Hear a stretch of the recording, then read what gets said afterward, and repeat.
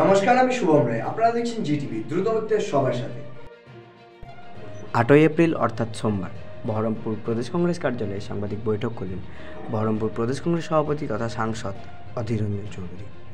উক্ত সাংবাদিক বৈঠকে তিনি যা যা বললেন চলুন আমরা তা শুনে নিই এবং আপনাদেরকেও শোনাই। করবেই তো, বিজেপি আর তৃণমূলে আর কি আছে? সাম্প্রদায়িক বিভাজন করা ছাড়া বিজেপি আর দিদির আর তো কিছু করার নাই। মোদি এবং দিদির সব থেকে বেশি শ্যুট করে এটা, সব থেকে বেশি সুবিধাজনক হচ্ছে এটা যে বিভাজনের রাজনীতি করো। গত 2021-এ দেখেছেন আপনারা, সিএ এনআরসি নিয়ে অকারণে মানুষের মধ্যে ভয় ভীতির আতঙ্ক তৈরি করা হলো। 2019-এ দেখেছেন আপনারা, সেই বিজেপি সেই সিপিএম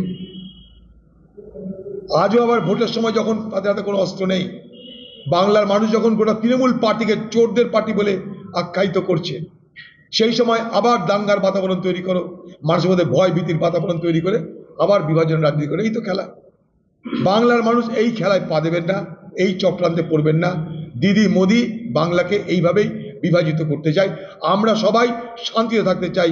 এ বাংলা রবীন্দ্রনাথের বাংলা, এ বাংলা কাজী নজরুলের বাংলা, এটা যেন মাথায় রেখে, এ বাংলা স্বামী বিবেকানন্দের বাংলা, এ বাংলা রামকৃষ্ণের বাংলা, এ কথা মাথায় রেখে আমরা একে অপরের সঙ্গে যেমন ঈদ পালন করব, তেমন গাজন পালন করব।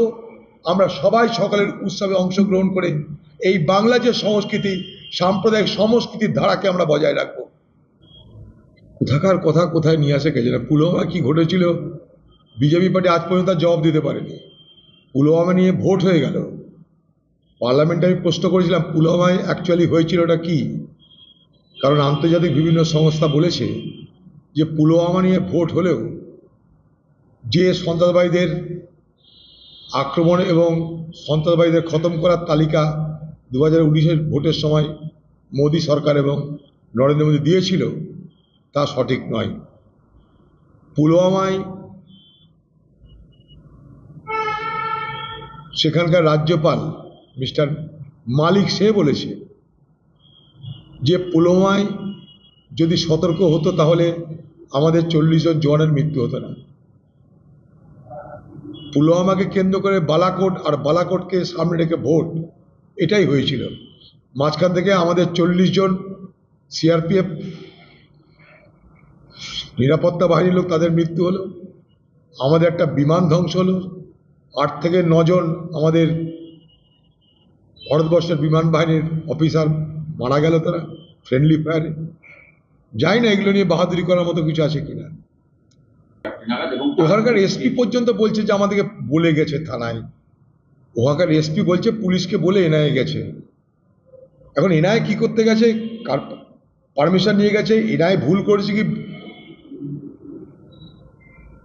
সঠিক কাজ করেছে সেটা অন্য বিষয়, কিন্তু এনআইএ আর ভূপতিনগর নিয়ে বাজার গরম, রাজনীতি গরম। বাকি যে আর সমস্যা আমাদের তা নিয়ে মানুষের মাথা ব্যথা নাই। এই প্রবল গরম, জলের কষ্ট, মানুষের রুটি রুজি নেই, মাথা ব্যথা নেই কাউরি। কে পুলিশকে বলে গেল, কে গেল না, কে কি হলো কি, আইন নিয়ম তার বেড়া জেলে আমরা আবদ্ধ। মুর্শিদাবাদ মালদার বিস্তীর্ণ এলাকা ভাঙনের কবলে তো আমরা আছি। মুর্শিদাবাদের বিস্তীর্ণ এলাকার ভূগোল পাল্টে যাচ্ছে, হাজার হাজার একর জমি পদ্মার গর্ভে বিলীন হয়ে যাচ্ছে, কিন্তু পশ্চিমবঙ্গ সরকারের মাথা ব্যথা নাই, কেন্দ্রের সরকারের মাথা ব্যথা নাই। তারা জানে নির্বাচন আসবে, দুটো স্তুতি বাক্য দেব, নির্বাচন হবে, ভুলে যাব। স্থানীয় বাসিন্দাদের যেটা বক্তব্য, 6-7 মাস আগে সেখানে কাজ হয়েছে, কিন্তু সেখানে নিম্নমানের কাজ হবে তারা বাধা দিয়েছে। কন্ট্রাক্টর কাজে দেখবেন তৃণমূলের নেতারা, নিম্নমানের কাজ নাহলে উচ্চমানের কাজ হবে। এখানে ঠাকুর রামকৃষ্ণের কথা স্মরণে আসে আমার, টাকা মাটি মাটি টাকা। ভাঙন ঠেকানোর নাম হচ্ছে টাকা মাটি মাটি টাকা। সব গঙ্গার জলে পদ্মা জলে বিলীন হয়ে যাচ্ছে, আর তৃণমূল নেতাদের পকেট খুলছে। মমতা ব্যানার্জি নিজে চাইছে দাঙ্গা হোক বাংলায়, তাহলে মমতা ব্যানার্জি বিজেপি উভয়ের সুবিধা। যেমন এনআরসির সময় হিন্দু মুসলমানের বিভাজন করেছিল, 2019-এ হিন্দু মুসলমান বিভাজন, একটা দাঙ্গা হলে আবার বিভাজনের রাজনীতি শুরু হয়ে যাবে। দাঙ্গা হওয়ার কথা মুখ্যমন্ত্রী বলবে কেন? মুখ্যমন্ত্রী বলে দাঙ্গা যে করবে তার শাস্তি দেওয়ার ব্যবস্থা আমি করেছি, তাই কেউ সাহস করবে না, এটাই তো বলা উচিত। যেন দাঙ্গাকারীদেরকে অনুরোধ করছে বাংলার মুখ্যমন্ত্রী, দাঙ্গা করবেন না, হাসি মুখে থাকুন, মারামারি করবেন না। মুখ্যমন্ত্রী কথা বলবে কেন? প্রশাসনকে বলে দেওয়া উচিত, নিজের পক্ষ থেকে বলে দেওয়া উচিত, দাঙ্গাকারী কোনো জাত ধর্ম দেখার দরকার নাই, দাঙ্গাকারীকে যেখানে দাঙ্গা করার প্রচেষ্টা করবে সেখানে সব কিছুকে নস্যাৎ করে দেওয়ার জন্য প্রশাসন সক্রিয় থাকবে, এটা বললেই হয়। এইগুলো দাঙ্গা দাঙ্গা দাঙ্গা দাঙ্গা হাওয়াটা তুলছে মুখ্যমন্ত্রী মমতা ব্যানার্জি পরিকল্পনা করে এই হাওয়া তোলা হচ্ছে বাংলায়।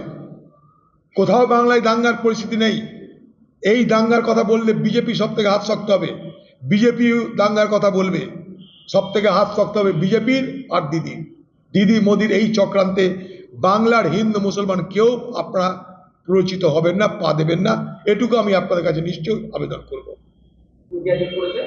सारे देश में सबको पता चल गए हैं कि बीजेपी पार्टी खुद एक वॉशिंग मशीन बन चुके हैं।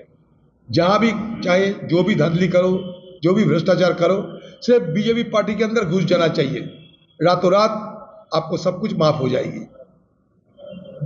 यही बीजेपी पार्टी की नारा है। हम जिनको खिलाफ सीबीआई और ईडी को इस्तेमाल करना चाहते हैं, आप जल्द से जल्द बीजेपी पार्टी में शामिल हो जाओ।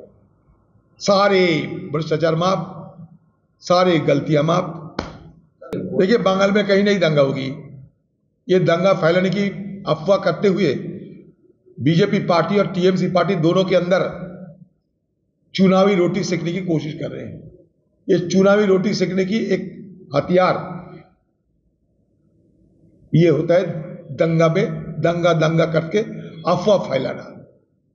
बंगाल के मुख्यमंत्री क्यों ऐसा कह रहे हैं कि दंगा दंगा होने वाला है? तो हमारे यहां पुलिस क्या कर रही है? आप खुद पुलिस मंत्री के क्या कर रहे हैं? सारे अफवाह फैलाते हुए बंगाल की जो हमारी जो स्थिति है इसको बिगाड़ने की कोशिश किए जा रहे हैं। और ये इसका लाभ एक तरफ बीजेपी और एक तरफ दीदी दोनों इसका लाभ उठाना चाहते हैं। बस यही हमारा तर्क है। पिछले बार भी हम लोग देखे हैं एनआरसी सीए दोनों का लाभ उठाने की कोशिश किए थे। आज भी ये बात कही जा रहे हैं। ये बेतुकी बातें करते हुए आम लोगों की अंदर एक भयभीत की माहौल पैदा करते हुए ये दोनों की रक्षाकर्ता बनते हुए चुनावी रोटी सेकने की कोशिश कर रहे हैं। আপনারা এতক্ষণ দেখছিলেন জিটিভি, দ্রুত করতে সবার সাথে। জিটিভির নতুন নতুন খবরের আপডেট পেতে এক্ষুনি লগ ইন করুন www.gtvlivenews.com।